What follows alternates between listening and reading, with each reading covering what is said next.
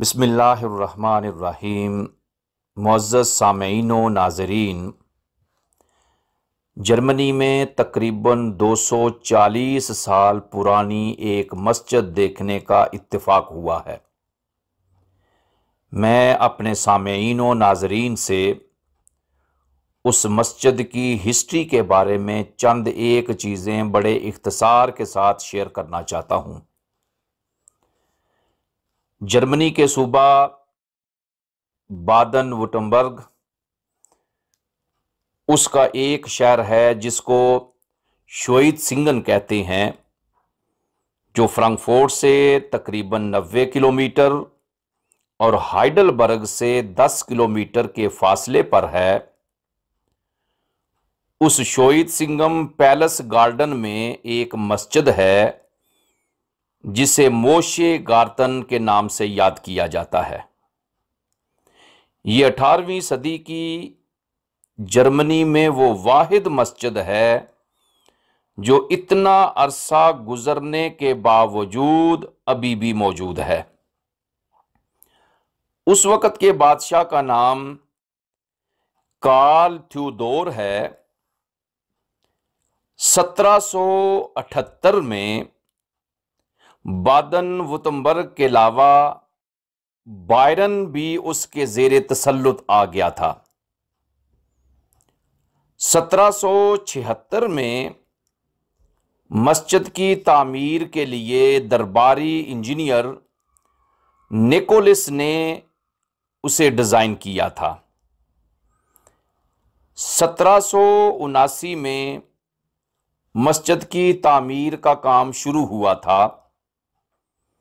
بادشاہ نے یہ مسجد یعنی عبادت گاہ تمام مذاہب اور ثقافتوں کے ساتھ رواداری کے اظہار کے لیے بنوائی تھی، کیونکہ اس وقت اسلام اور مسلمانوں کی کافی قدر تھی اور اس بادشاہ کے دوسرے مسلمان بادشاہوں کے ساتھ اچھے مراسم تھے، تاکہ جب بھی وہ اس کے پاس آئیں تو وہ آسانی سے اپنی عبادت بھی کر سکیں اور لوگوں کو بھی بتلایا جا سکے کہ وہ کتنا وسیع الظرف اور کھلے ذہن کا مالک ہے۔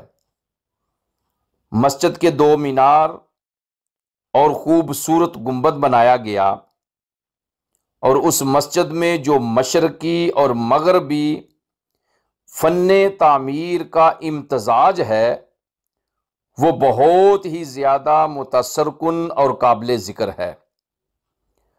1792-93 میں مسجد کی تعمیر مکمل ہوئی تھی اور اس کے میناروں کی تعمیر 1795-96 میں مکمل ہوئی تھی، اور اس وقت اس مسجد کی تعمیر پر 1,20,000 گلڈن لاگت آئی تھی۔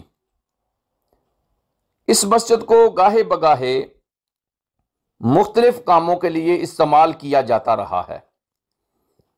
مثلاً 1870-71 کی جنگ جو فرانس اور جرمنی کے درمیان ہوئی تھی، اس جنگ میں جو مراکش کے جنگی قیدی تھے وہ اس مسجد میں عبادت کیا کرتے تھے۔ دوسری جنگ عظیم کے بعد امریکیوں نے بھی اسے جاز اور سوئنگ کلب کے طور پر استعمال کیا ہے۔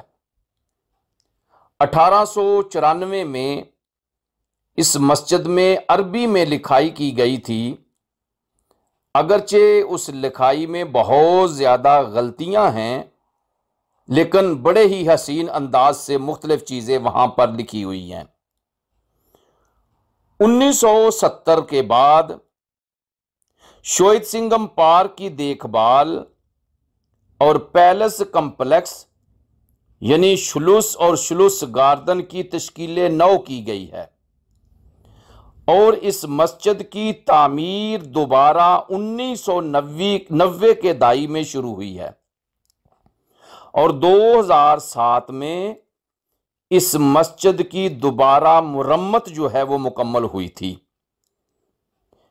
بادن وٹمبرگ کی حکومت نے اس مسجد کی بیرونی مرمت میں تقریباً 2.5 ملین یورو، راستوں کی تزئین اور آرائش کے لیے تقریباً 6 ملین یورو اور مسجد کے اندرونی حصہ کی سجاوٹ کے لیے 1.5 ملین یورو خرچ کیے ہیں۔